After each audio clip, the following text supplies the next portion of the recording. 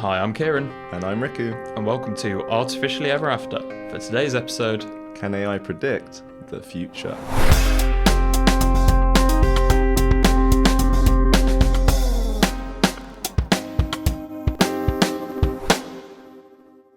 Okay, hello everyone, welcome back. Thanks for tuning in. Yeah, we've got a very special episode today, haven't we?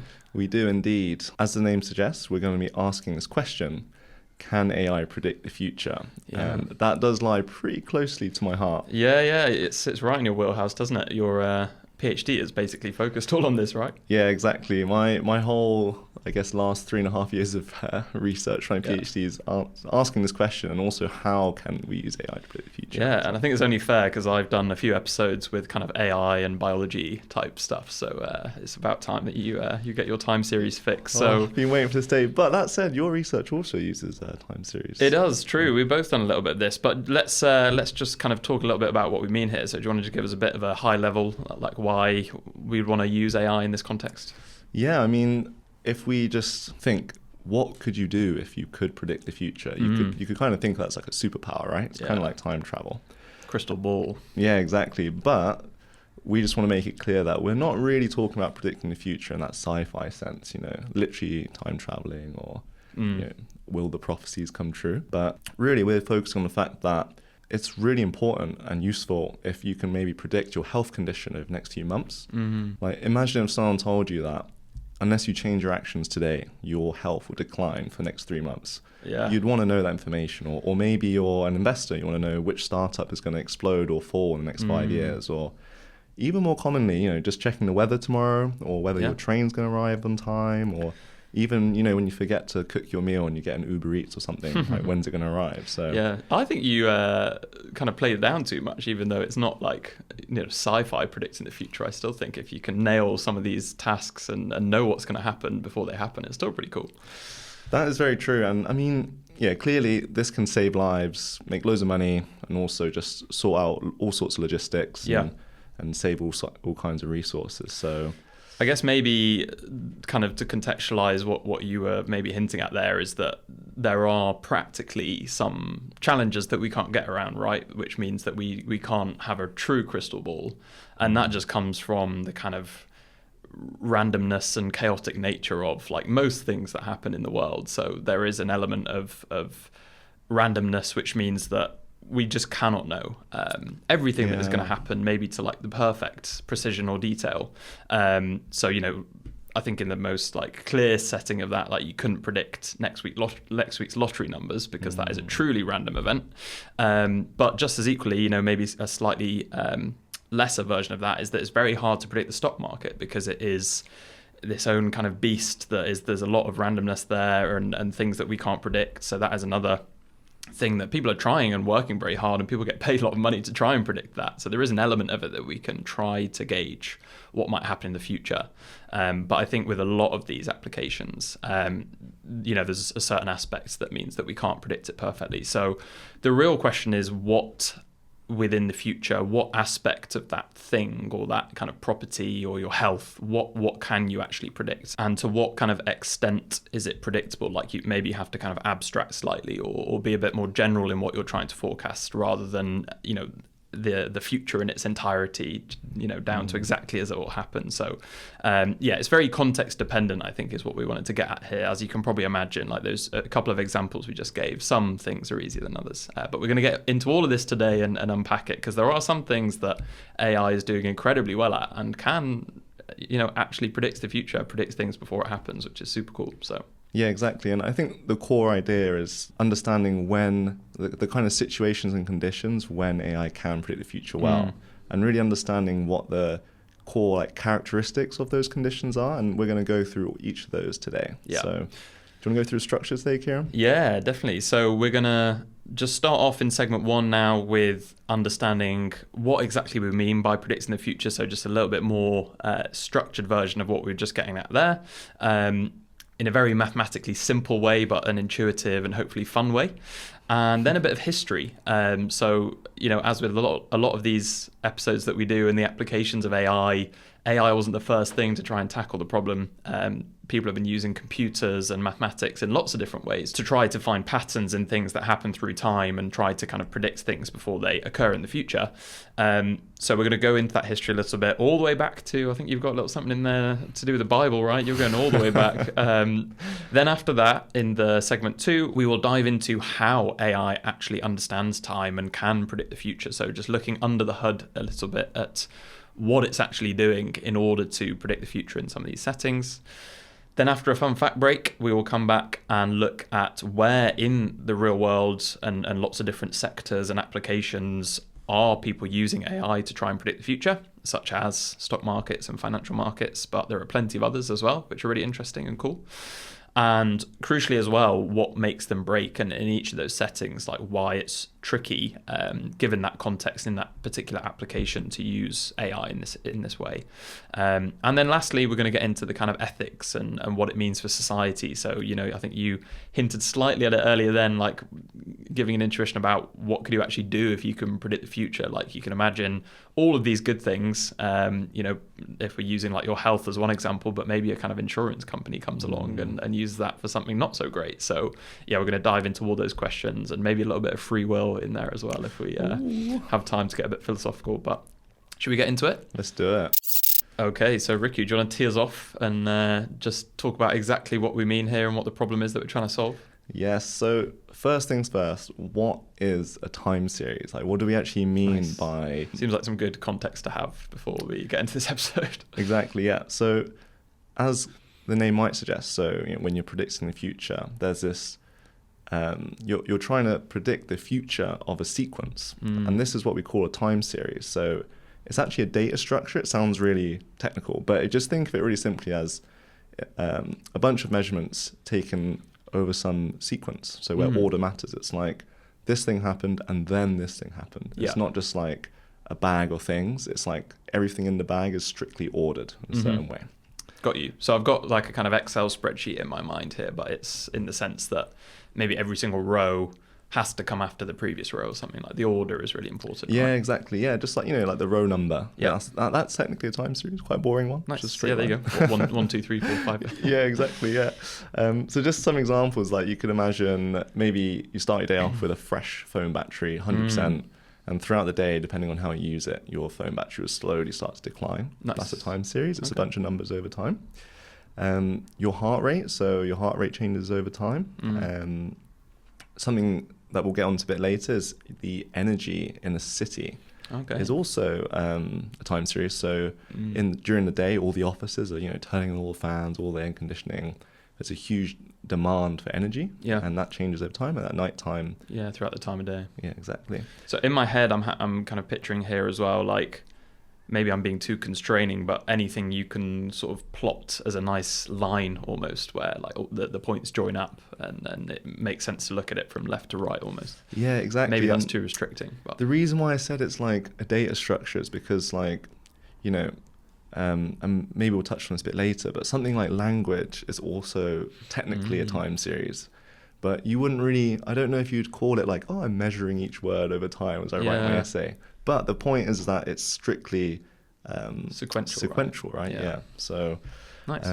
But we can give an example of what isn't a time series, or maybe a better way to say it is what wouldn't make sense to be shown as a time series. Are all time series sequences, but not all sequences are time series?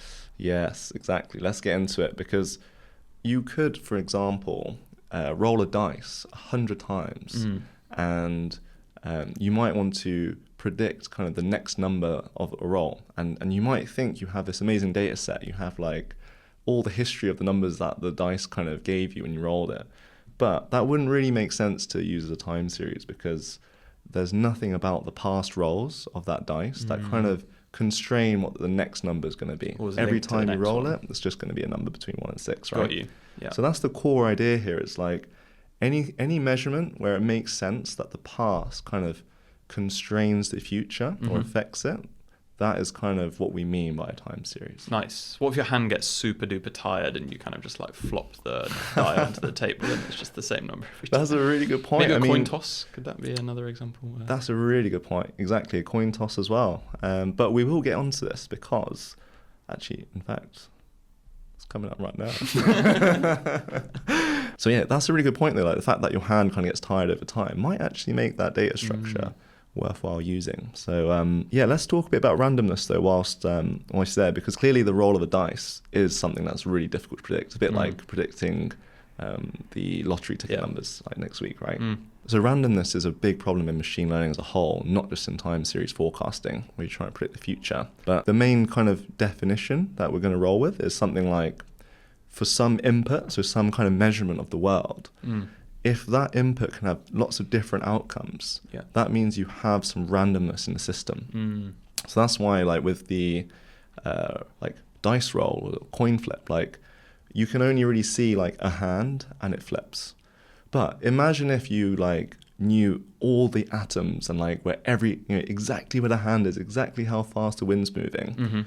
If you had access to that, then you might actually be able to predict like with 100% accuracy what the outcome would be. So randomness is this really weird thing in all of machine learning, which is it's really about like what can you measure and whether what you measure can kind of lead to different outcomes despite having the same measurement. Right. Does that make sense? Yeah, cool. So are we distinguishing slightly from kind of randomness in the data and this kind of data structure that the machine learning model has access to versus truly random events? Yeah.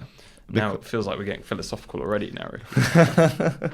Well, I just think the core idea here is like what you can measure is really what is constraining your ability to predict the future. Got you. Because when it comes to a time series, you have this much bigger problem than in other fields of machine learning, because this thing that has randomness gets bigger and bigger over time, right? Like you could imagine like if you don't know where something is in 1 step time, predicting where it's going to be in like 10 hours is going to be way harder. It's even harder, yeah.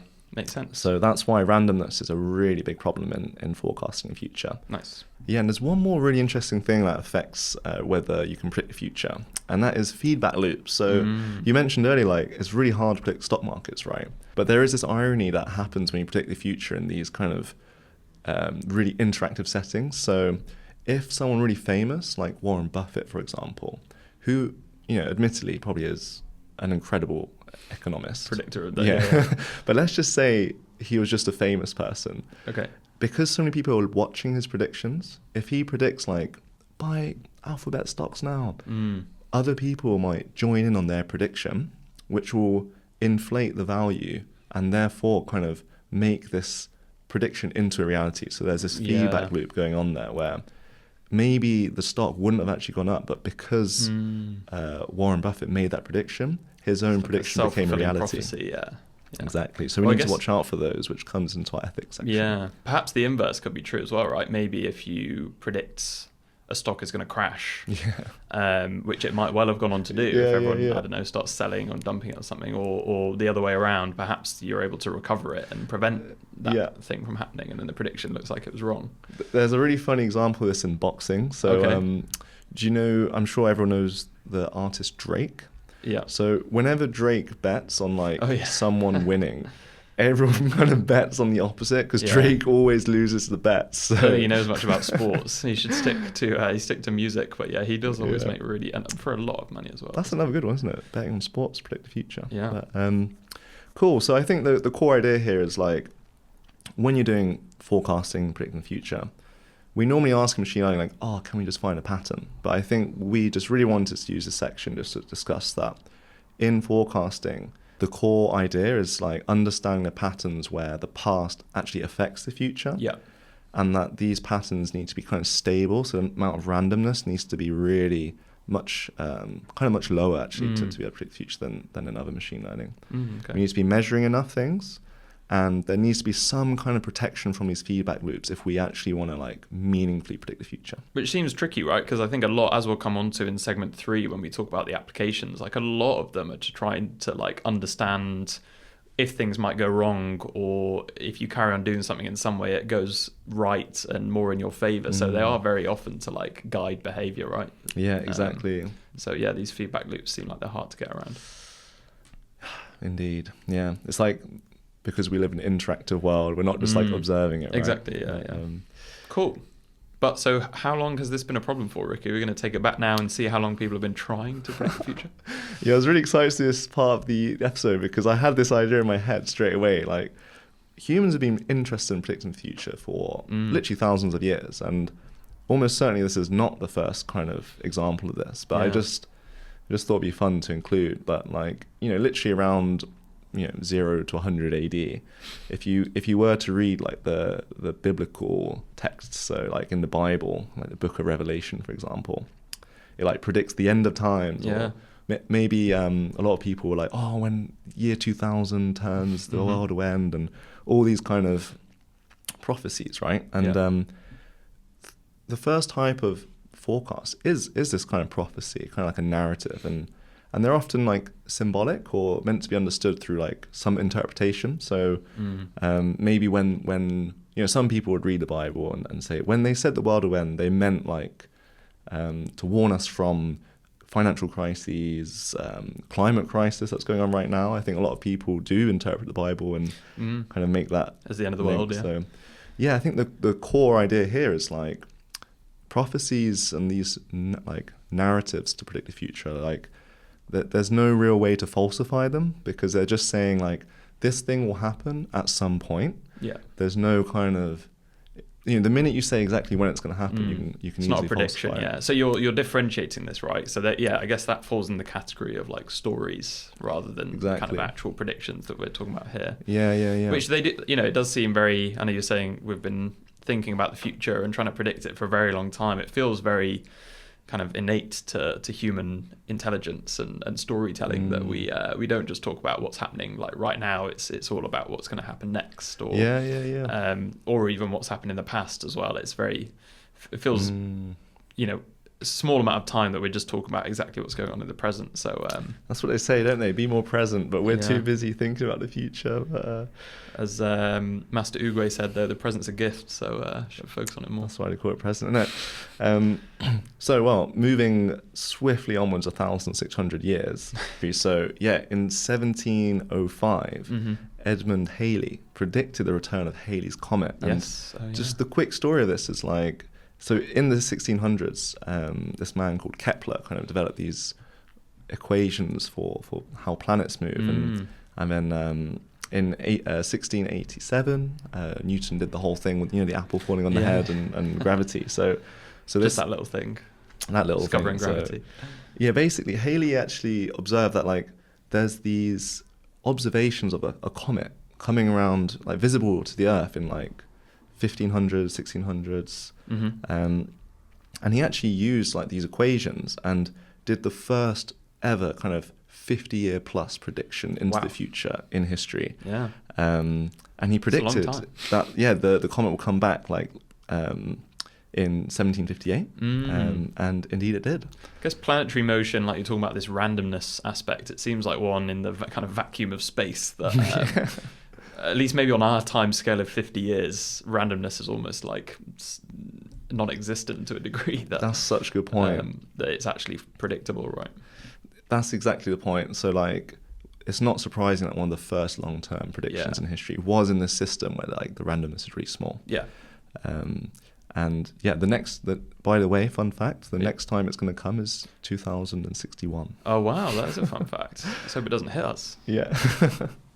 Cool. So quickly onto the next kind of usage of predicting the future. I want to talk about the 1969 moon landing. So cool. This is where using lots of statistics that were discovered in the 1800s. And so the core idea here was using a similar idea to how they predicted Halley's comet, of using these physics equations and things to kind of model reality. But with the Apollo mission, you have to remember like the sensors on the aircraft were really terrible. Like, and you can't really measure like the like how much fuel is coming out the exhaust, because like your sensor will melt. So you kind of have to put the sensor like near the exhaust, like measure things. So the key innovation in this time historically was like when you actually like let your predictions incorporate uncertainty. So the fact that your measurements are wrong.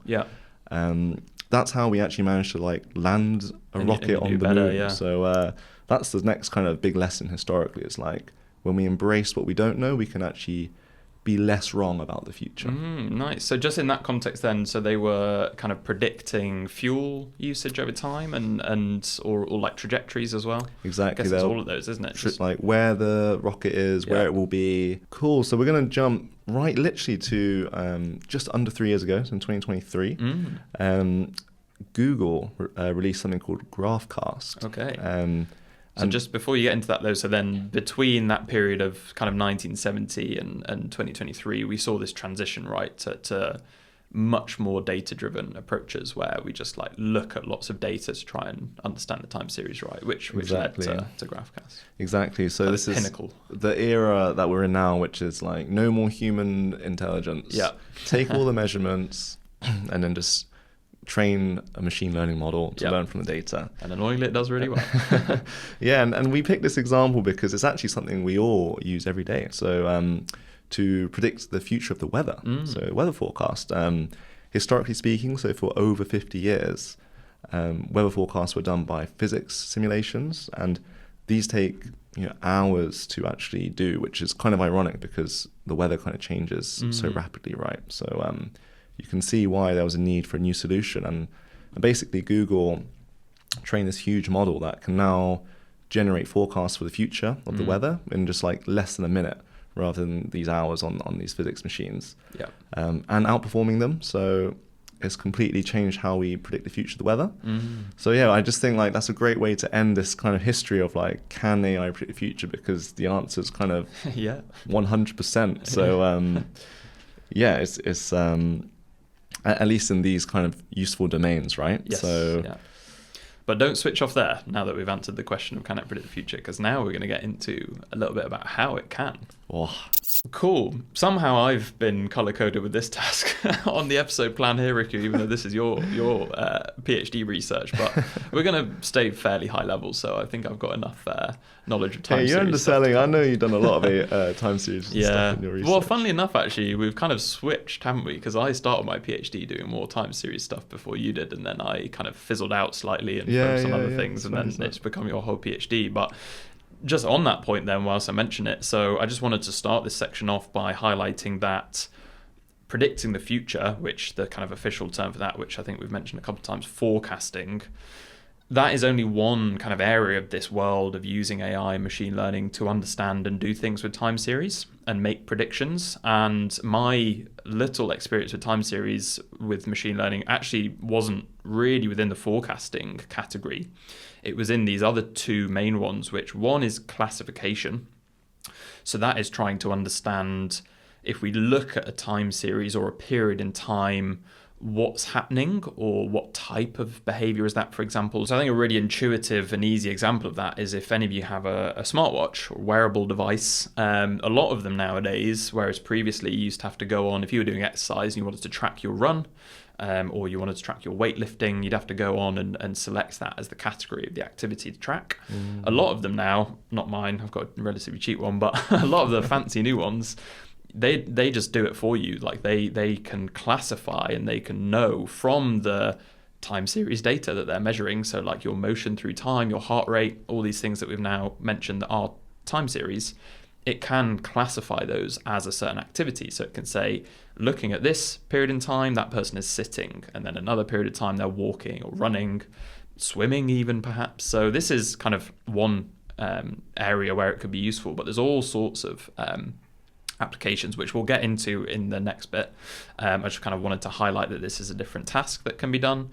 And then another one is anomaly detection. So basically looking at behavior through time, heart rate, another really easy example. Is this normal behavior? Is this normally how this event occurs through time, or is this abnormal behavior?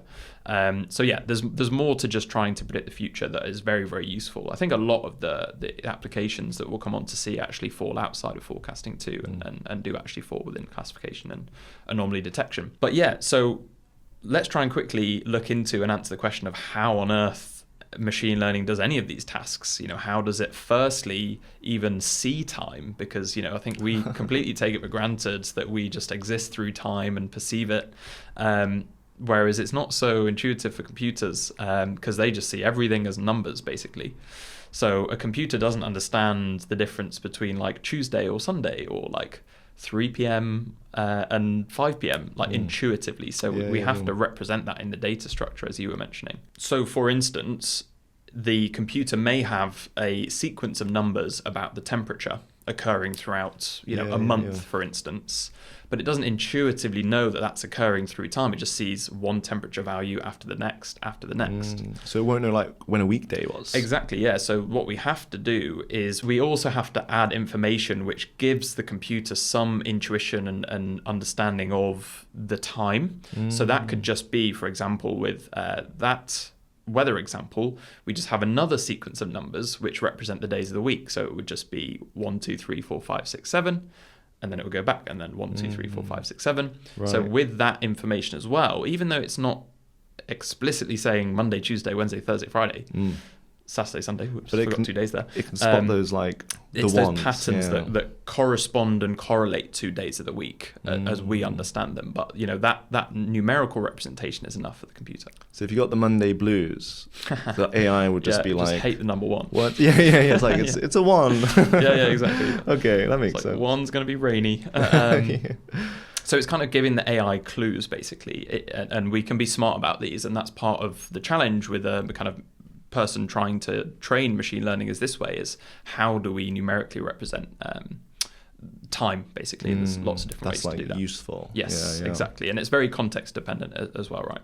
And that actually tees us up really nicely to another aspect of how we represent time series on a computer, which is quite important because it is also what allows AI to be really good in this context in a lot of ways, is that, as we were just kind of giving some intuition there, the computer doesn't just see the temperature values throughout the day. It's not just looking at that single, what's called variable.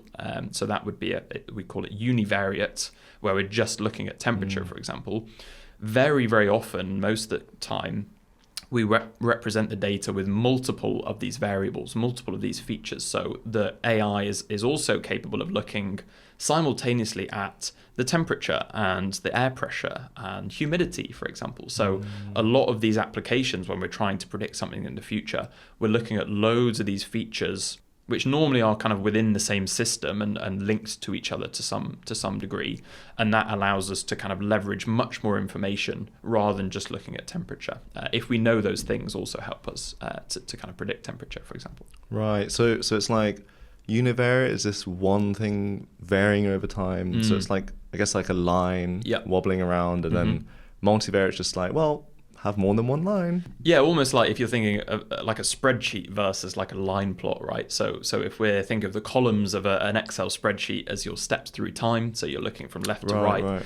Instead of just having one row, which would be your weather, your temperature or something, you then expand that down, and a multivariate time series is if we have like multiple rows that then go through time together. So that's how we then kind of represent time on the computer. But then the next question is, how does AI kind of see or perceive that time? So it's not the same as us as humans, that we then just kind of constantly observe that thing occurring through time, even though we don't have a choice. We're just seeing that always happening, apart from when you sleep, I suppose. That sounds quite existential, Kieren. It does a little bit, yeah. Let's not go too deep into that. But with the AI, we're very explicit with how we give it this time series data. So very often what happens is we chunk it and we give it in sort of windows of time. So it's not just given one time step at a time, which it can also be the case, but very often what happens is you'd give it like 90 days of weather, for example, at once, and all of those 90 days of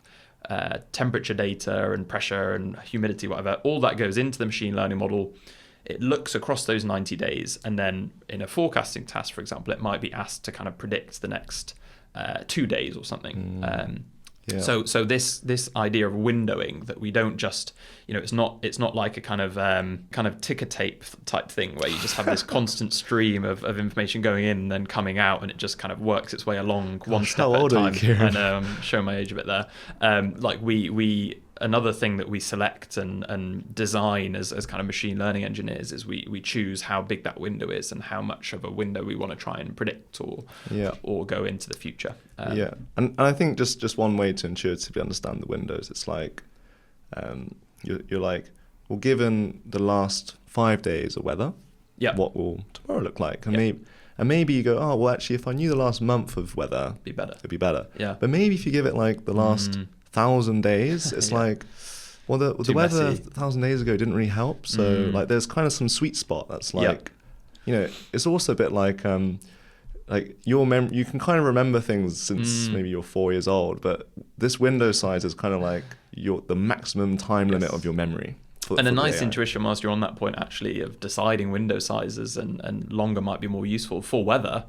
The seasons are obviously very important too, right? So if we were just looking at the last month, potentially we were right at the end of winter, which we are right now. It's a lovely spring day today. So, if we weren't looking at the past several years and we knew that seasons were a thing, it might be very hard to predict that the weather is getting nicer in the next It was looking quite bleak recently. Days. It was, yeah. I think that it would, if we didn't know the time of year and that, seasons occurred and changed, we'd probably just predict it to be raining today, but it was actually really sunny. So, and I think, just also wanted to mention the window thing. It's very important because it's how we show machine learning models time series data, but it also helps us to realize that these models aren't always kind of quote unquote on, that they're not always perceiving time, and it's very kind of mechanical how we chunk time and give it all at once, and then it does that chunk of time, and then we give another chunk, exactly, which is very, very different obviously to how humans are perceiving time. So I think that helps to kind of squash these notions of perhaps like consciousness or sentience within these models.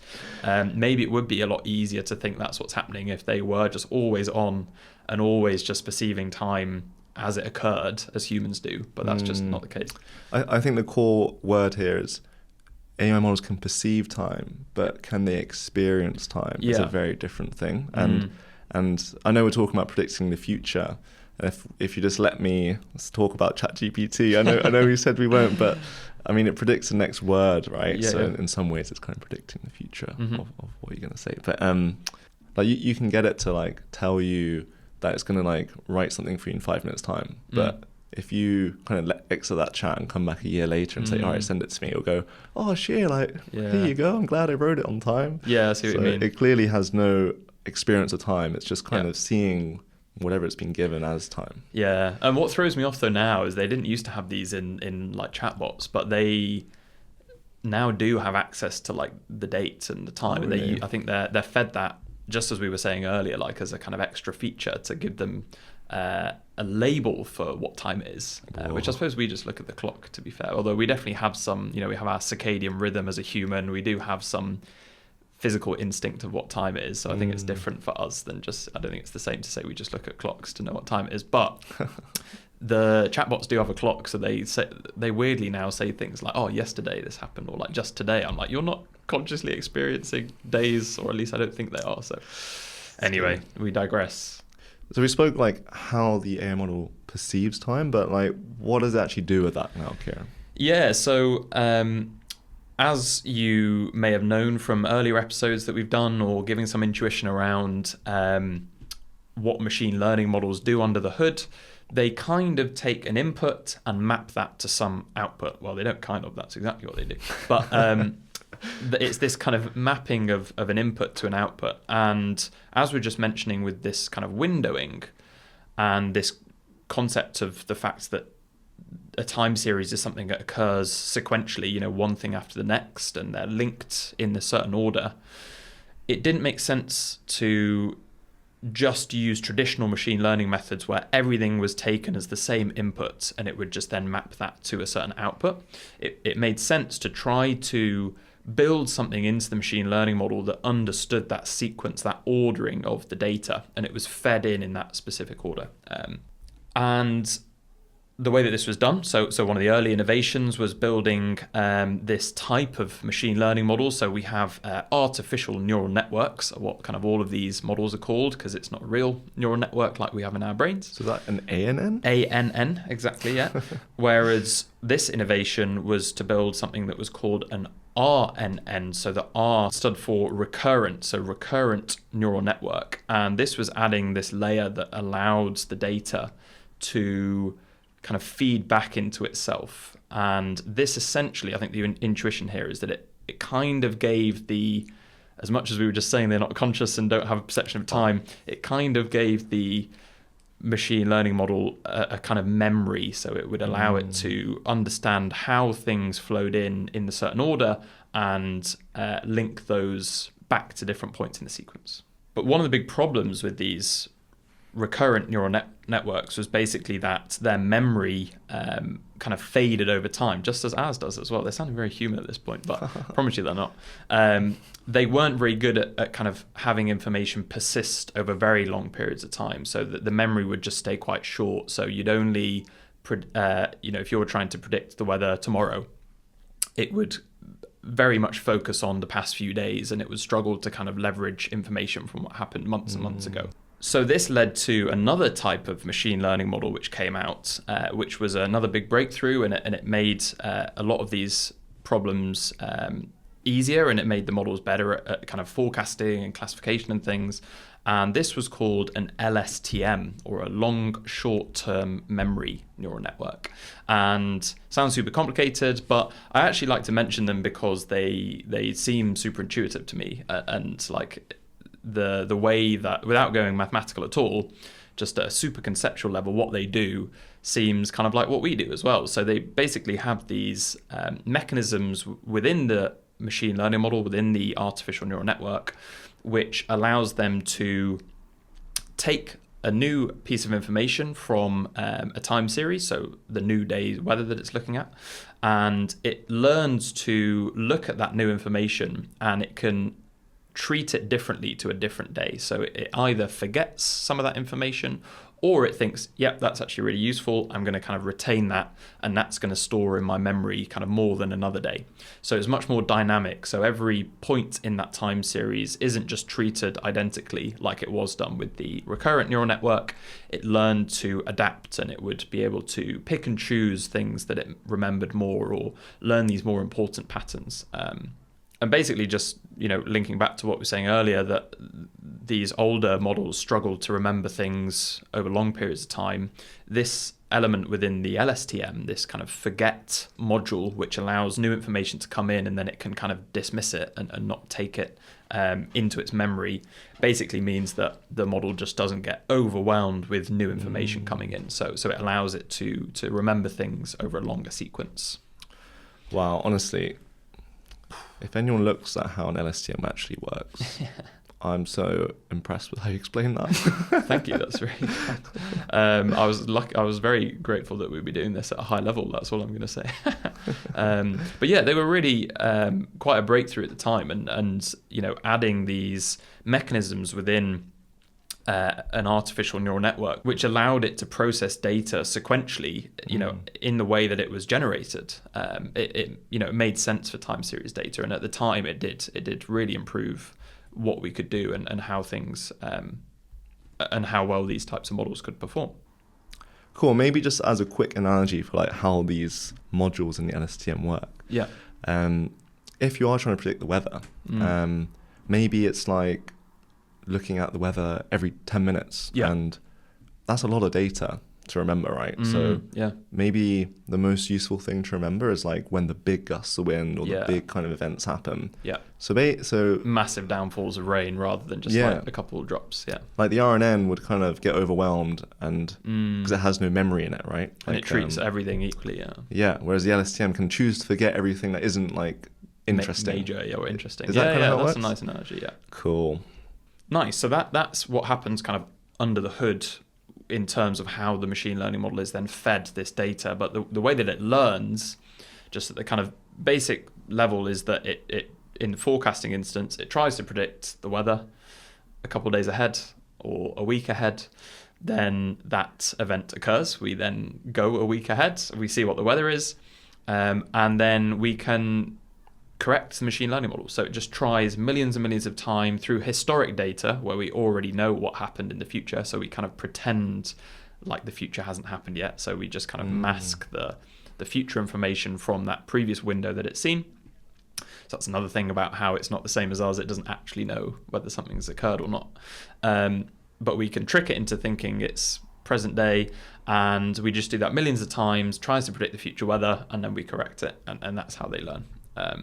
So that's a bit like ChatGPT then, isn't it? Yeah, basically predicting the next word, pretty much. Yeah. So ChatGPT didn't do it first. But just to wrap up then, so that was obviously a lot of technical information, but just wanted to give some intuition around the types of things that machine learning could learn, or these properties of time series data that they use to be able to predict the future or to be able to classify things, which we kind of hinted at some already, but I think a nice intuitive one is seasonality within things that occur through time. So weekly or yearly patterns or actual seasonal patterns, so things that happen in winter versus in summer. But crucially, these are learnt from the data. So it's not seasons as we know them, like kind of weather seasons. It's trends which occur repeatedly through certain kind of periods of time, and they then happen again. So kind of cyclical events. Then we can also have another kind of slightly intuitive one, so just general trends or directions that those sequences are going. So, phone battery is quite a clear one. It wouldn't be a very good machine learning model if your phone was unplugged the whole day and it would predict your battery going up somehow. So another one is volatility. So I think in stock market as well, you might have periods where there's more or less volatility, and that can kind of change how the machine learning model might predict things. Is that like how wobbly the line is? Yeah, exactly. So how chaotic, and this element of randomness you're talking about. So like how much randomness is there? So that can also be seasonal. You might have periods of more volatility, and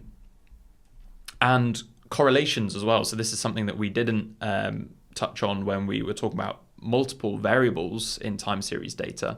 But if we did have, for predicting weather, we had temperature, pressure, rainfall, all these kind of different features about the climate, it learns correlations and relationships and lags. So one thing might occur before another. So you might have really low pressure before you have rainfall or cold weather or something. And it will learn those relationships not just through time, but through the different features.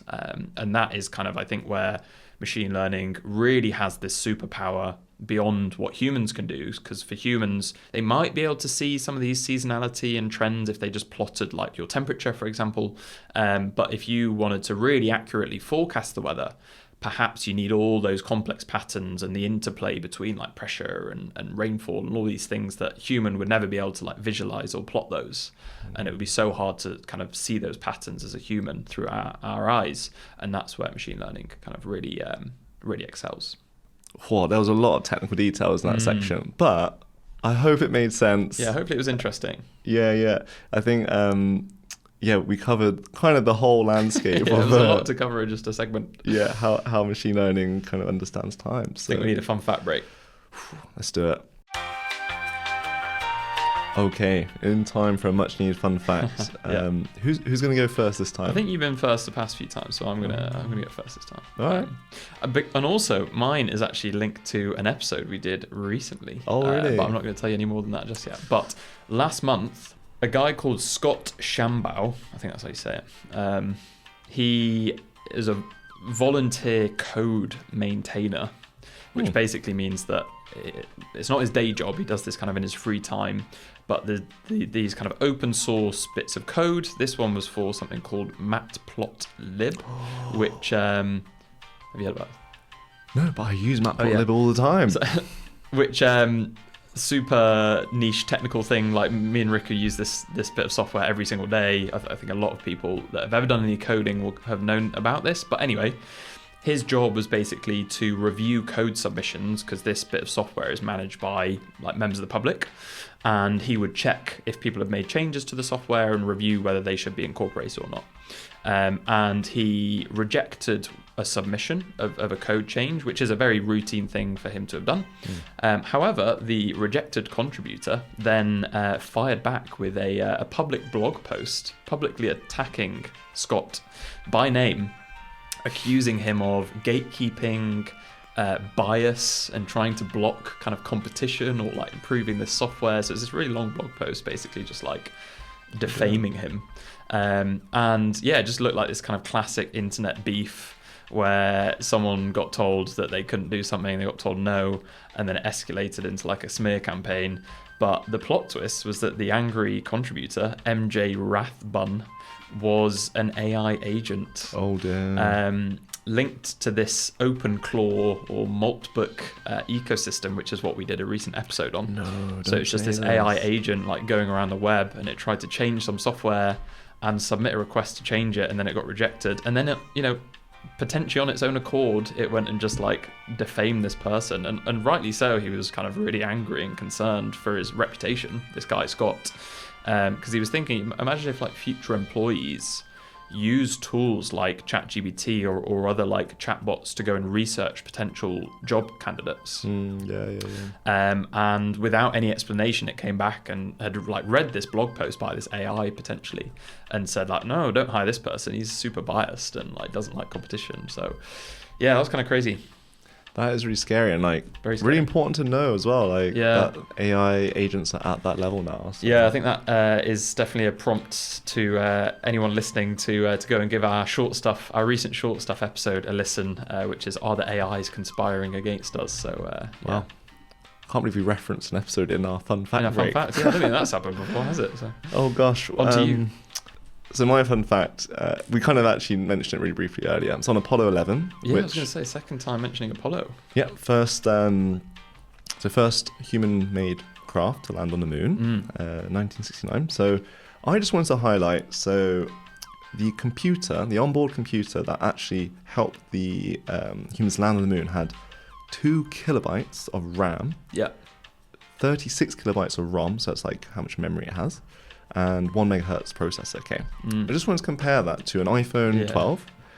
iPhone 12 has 2 million times basically the RAM, so that's like dynamic like memory it has, and then like millions times more like actual computer hard memory, and then thousands times more processor, and this tiny and this tiny computer is basically responsible for calculating like where the spacecraft is, combining all different data to like figure out like how to control the spacecraft, and all in like live time as well. It's not even like you send it off and it predicts things. It's all happening at once. And the iPhone blows out the water. Exactly. And I think I just like this as a lesson because, this was 50 years ago. Yeah. And Moore's Law. Yeah, it's a reminder that like AI is not all about just bigger models. Like this is still an AI, system. It's making predictions from data. But it's extremely capable, it did its job. Exactly, landed on the moon. So clearly we can think smarter about how we use AI. Yeah.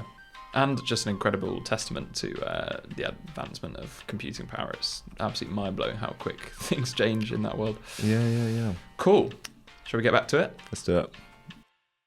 Okay, so we have kind of hinted at a couple of applications and use cases of why we'd want to use or train a machine learning model and AI to predict the future or do all these other tasks that we now know.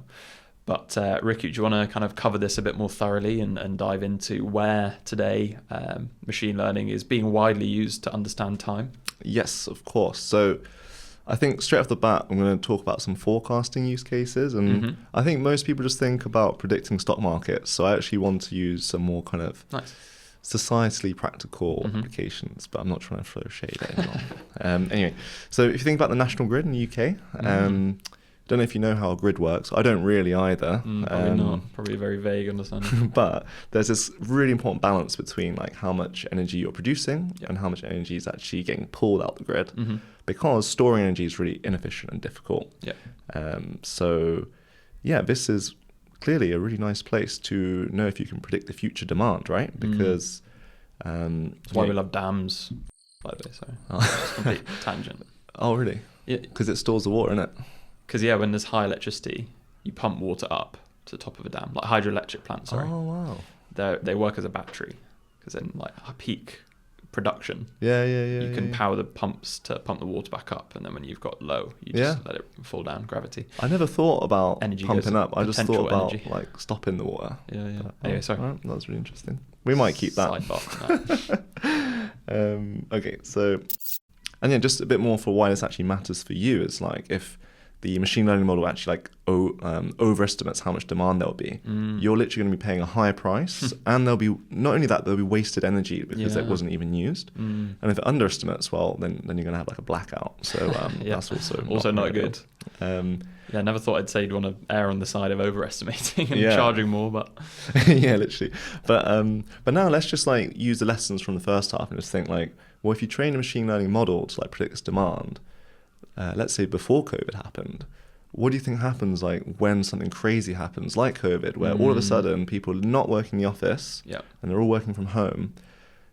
Suddenly like the distribution of like where people are and the demand is going to completely change, and these models they're not trained on this new kind of pattern of how people use energy. So the core idea here is like, this is how the AI fails to predict the future, but not because the model breaks, but because the world changed. Yeah. I think another one which I was meaning to mention earlier with like weather prediction is that I wondered if a lot of people might have been thinking when they were listening, like, because I definitely think this, all these advancements in AI and GraphCast, all these new models, but weather prediction kind of feels like it's getting worse. Even though the underlying technology is improving massively, climate change is making it extremely hard to actually predict weather because it's now so volatile. But that's not to do with the AI at all, is it? Yeah. It's like if the data is changing and if the model is literally data driven, then what you're going to do, right? Yeah. Yeah, I think, again, we used this example in the intro, didn't we, about the toilet paper demand. Like if there's no historical pattern, like how are you going to predict that spike? Yeah, right? a really funny one with that, though. So there were loads of financial fraud detection systems which monitor people's like online banking and payments and stuff, which falls into the category of anomaly detection, by the way. They were all going off when COVID happened and people were like purchasing loads of things online and doing lots of online shopping when they wouldn't have previously. A lot of transactions got blocked because these AI models thought it was abnormal behavior, when in reality no one could go outside to shop. So oh dear, and imagine just getting denied like your toilet paper order. Imagine how desperate it'd be. Cool, and yeah, just to like break that down a little bit more. So a big reason why you even want to predict toilet paper at all is like, again, it's just like the energy demand thing. It's like accurately forecasting these demands is really important for actually like making sure that society is spending money in the right places. Efficiently, less wasteful. Exactly. But yeah, again, AI can't predict what it hasn't seen before. So but it is helping. I think that's a key part. I know we're focusing on errors here, but like I'm sure across all these domains, like a lot of supermarkets use these to reduce food waste. Like this is a really cool and I think impactful application of AI.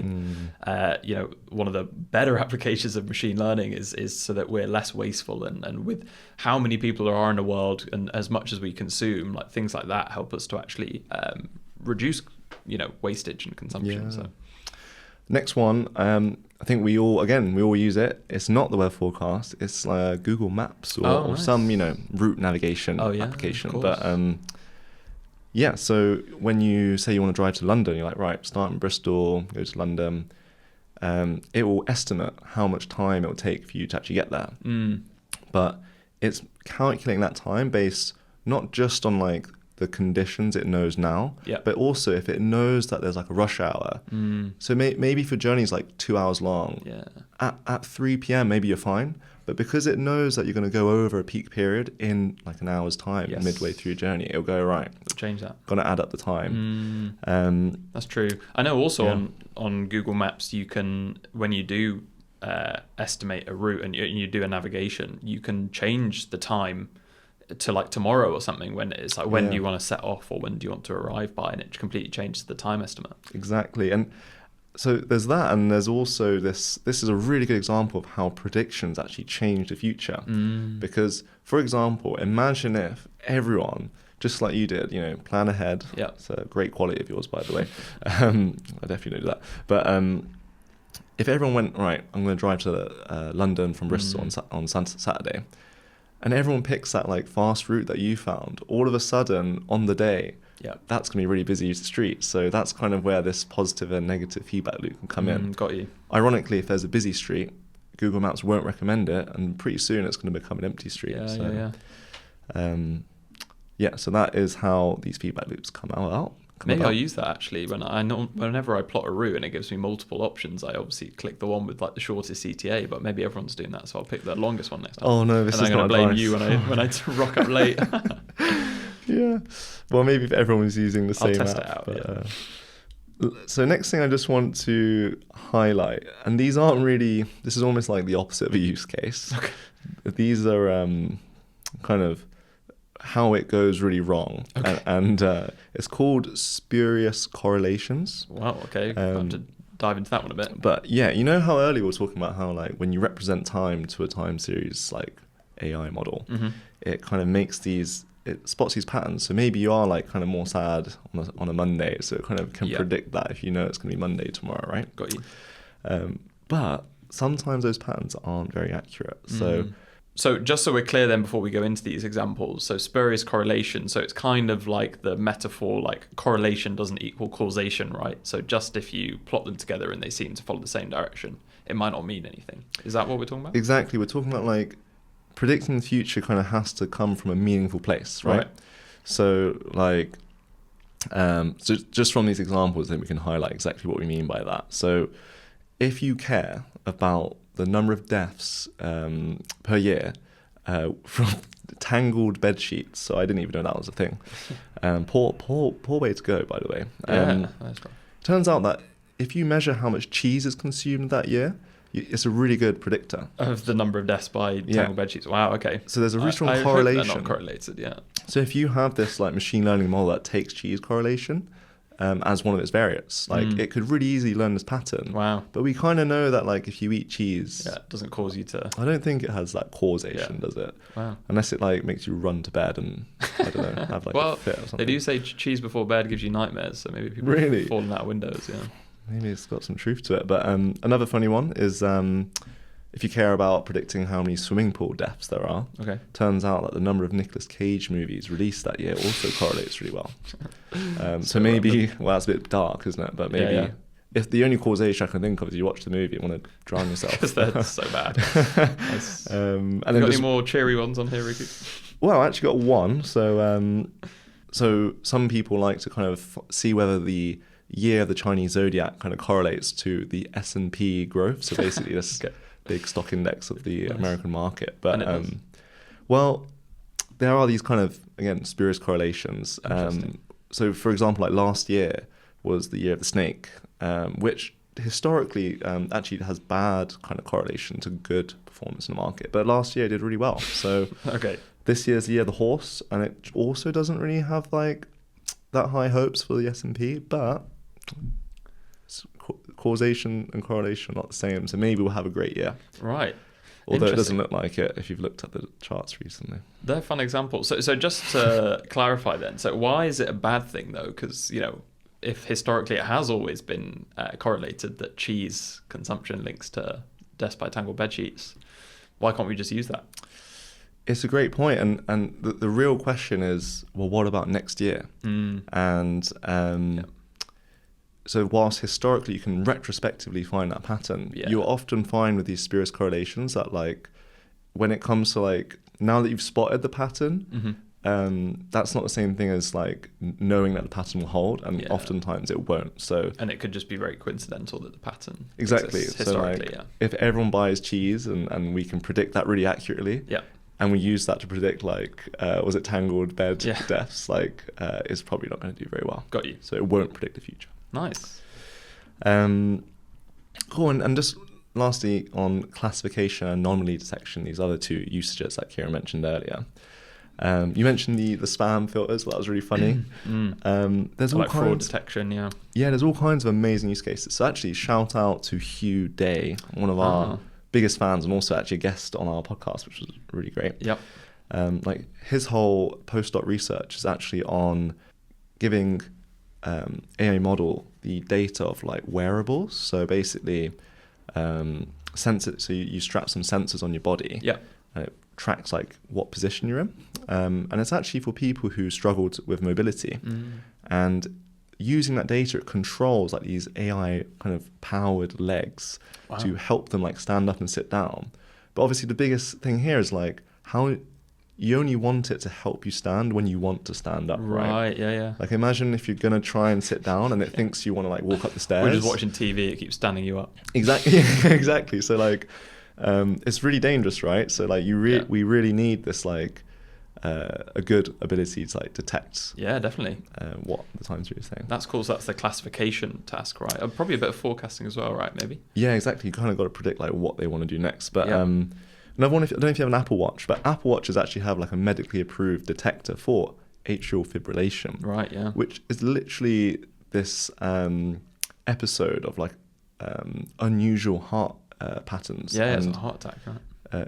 Is it? Yeah, it's a precursor to a heart attack quite often. So it's really important that you detect it, because then you can reduce like the risk of like strokes and you can see how like this is such a like an easy way to help millions of people in society, right? Because well, if you have the money for an Apple Watch, it's tracking your heart rate all day. Like it's like the perfect data type to like and catch it early, understand what your normal heart rate patterns are, and then if you're having something unusual, it can be like, might have an AFib episode. So yeah, we know time saves lives with heart attacks, and they also have other ones with Apple Watches like crash detection if you're in a car, and fall detection if you're kind of elderly or not elderly, you fall over a lot. It can detect those and alert people if that's happened. So that's anomaly detection. Exactly. There's other ones like engine monitoring. So you can imagine like, you don't want to replace your engine too often because that costs loads of money. But once you start noticing like, if you maybe have a sensor, see how much it's vibrating.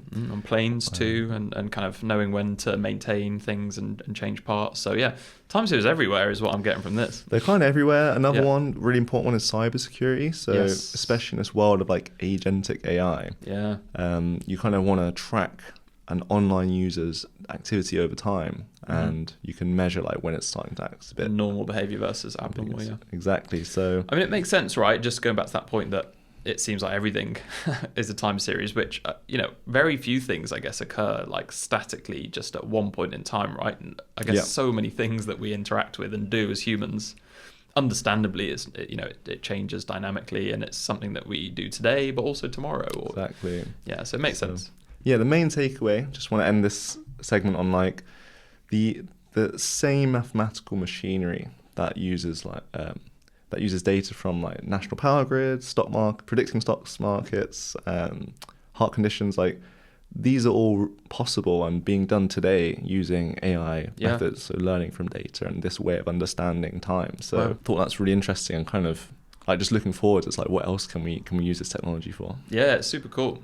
I don't know if this is a crazy claim, but it feels as though, just kind of instinctively to me, like in terms of like categories of use cases of machine learning, which could maybe be like image analysis and understanding language, time series to me feels like maybe one of the biggest in terms of, just because it's so all encompassing and so many applications, it really does feel like one that's definitely kind of underrepresented in terms of people's perception of AI and machine learning, I think, but it's huge, isn't it? It's everywhere. Yeah, because everyone sees like the cute AI generated images, and obviously I think generative AI naturally becomes so big, but forecasting is actually a generative approach, but people don't really talk about that. Yeah, true. Yeah, because you're literally predicting. Yeah, that was the OG LLM ChatGPT, wasn't it? Really, exactly.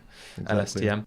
Right, so we covered all kinds of use cases of AI and time series, but what about the ethics of all these use cases, right? Yeah, we're going to quickly cover that in this final segment now. Just talk about what does it mean if we can predict the future. Right. And I think just an intuitive one off the bat in terms of like what does it mean, what does it change if we can predict the future, is just going back to that point that you've now mentioned a couple of times about like these feedback loops, so these kind of self-fulfilling or self-defeating prophecies. So something that might have gone on to be true or might have not gone on to be true either becomes the future or changes that future because we know what might happen.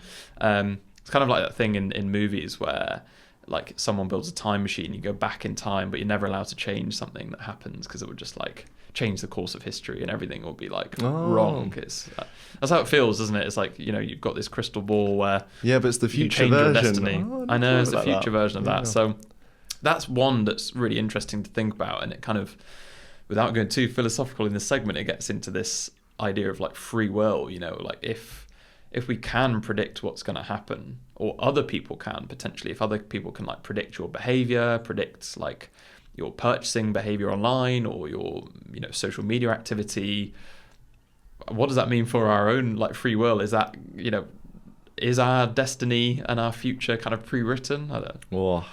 Well, I've actually got a lot to say on that. Do you? Okay, good, because I don't have an answer to that, so please crack on. Yeah, I think like just to keep it super short and not philosophical, but I think like with all of machine learning, this isn't even just for like time series, but I think it's really interesting for that point about free will. But like, if a machine learning model can predict like the future and even your specific future, it doesn't mean that you didn't have free will. It just means that it's learned how people operate on average. And for most people, it's probably slightly wrong. And maybe if it was bang on for you, you're just part of that like statistical average. So I think it's good to note that like there are true trends in society, and it can predict those, but it doesn't know exactly what you're going to do. Like I could be crazy tomorrow and just buy a completely different brand of toilet roll that I normally buy, but I probably won't.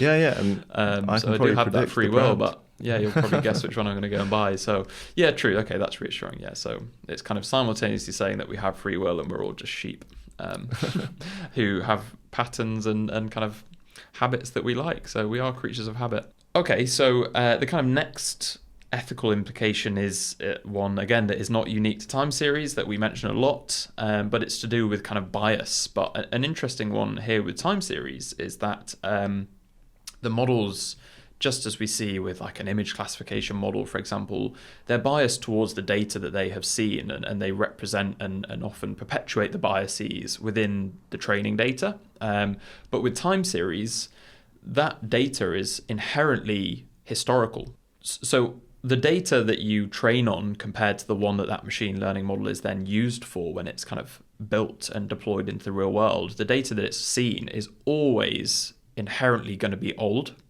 and things will have changed by then, which might be fine in a lot of settings. We might not be much of a difference between what's happened previously and what happens in the future, but maybe there are kind of historical inequalities or prejudices that are like changing in a good direction now. Maybe there's been a new law passed which makes something much more different tomorrow than it was previously, but it's still seen all of that historical human behavior, but things are actually kind of better now, or they've changed in some significant way. So I think that's a nuance with the time series data, is that it's always biased towards the past.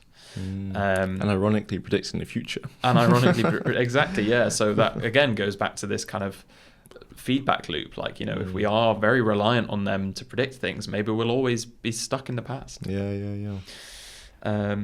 And as Riku was highlighting earlier, these machine learning models, they learn correlations between data points and between these different features, not necessarily causation. And as we know, as we've mentioned already, correlation doesn't always equal causation. So we can have instances where, especially if we're using the prediction to make some decision, or we're trying to understand something, we may interpret correlation as a causation, and that might lead to bad things. And that can make kind of the transparency of these models quite difficult if they kind of find some spurious correlation, as you're just saying, some pattern that helps them to predict something. It may confuse us a lot if we then kind of dig into that as humans and try to rationalize and understand that, when in reality there may have not been any link at all. It might have just been pure coincidence. So I think that's another thing, if we're looking to dig into these models to actually understand what they're doing and understand the prediction, not just kind of take it as gospel, that can make things quite difficult in the way that they learn these patterns and are able to represent the data. Exactly. And just one more little intuition on that. I mean, imagine, I think we like the weather forecast because everyone's like heard of it, right? But think how many things that the weather tomorrow was based on. We're talking like hundreds of thousands of these variables, these features, that things that are changing over time to inform its prediction of the future, right? Like earlier we talked about how like Nicolas Cage movies are like correlated to like pool depths, and that's like a 1-to-1 correlation. But when you have this multivariate case, what you often find is like the prediction tomorrow is actually made up of like lots of tiny little correlations, like split along 1,000 things. So when it comes to understanding the weather tomorrow, like we don't actually have any like concrete thing to look at. It's like a combination of tiny things. And it's just really difficult to understand why the model thinks something will happen tomorrow. And if it does predict like the worst hurricane ever, you'd probably want to know why it thinks that, because you really don't want to be wrong if you don't believe it. If you evacuate everyone from a city or something, Yeah. And yeah, just the final point really, which is kind of the inverse of that example you're just giving there, where it's obviously a very good thing if we can predict the future. Just going back to what we'd mentioned earlier, like people could use that information for bad things. So they might be able to detect your behavior as a consumer in terms of like the new things that you might be looking to purchase, and you might get bombarded with adverts for that type of stuff, and then you end up buying it anyway. So that's a kind of a feedback loop that you might not have even wanted. Equally, if you can predict, like you were saying earlier, like your health is deteriorating somehow, maybe a kind of health insurance company could take advantage of that and leverage it, which, I guess you could argue whether that's a good thing. Obviously depends like who you're looking at through which kind of perspective, but also knowing the future and be able to classify time, classify things occurring through time isn't always necessarily a good thing, and could have kind of bad societal implications. Yeah, I guess that just really highlights, like, clearly, from this episode, hopefully you can see just how wide and like almost all-encompassing time series are, and all the sensitive and different ways that like those predictions can like actually impact your life. So first thing I'm thinking of when you said that is like, I need to be really careful what information's online about me. Like what data am I giving away? Because like, for example, like, all my conversations with ChatGPT, I'm like, you could probably predict that I am finishing my PhD in a few months. And I'm going to do a big move, and you could probably exploit me in that time quite easily. Yeah, I mean, that's a whole load of personal information now through time that people are giving out is I've just on said chatbots. I've just said it to everyone. Yeah, there you go. You've done it. You've done it yourself. You don't need ChatGPT. Yeah, but nice. Yeah. Okay, cool. So should we do some wrapping up then? That was a lot of information, big episode, wasn't it? But let's should we cover some take-home points and finish off this episode? I'm going to keep it easy cheesy and say we've always been fascinated by the passing of time, and I think there's like a beauty to it. I mean, we like to think we have free will, but there is kind of an irony there, isn't there, if someone can predict your future. Yeah.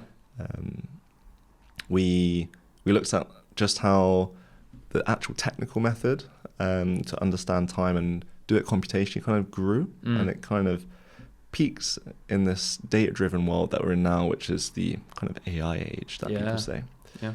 Yeah, and I think on that point as well, another take-home point, I think, for me, just to understand why machine learning is really, really good at this task, is now that we have so many sensors and so much data, like you were saying, that is being gathered on all types of systems and things, all these weather sensors perhaps, all this internet traffic that's being gathered.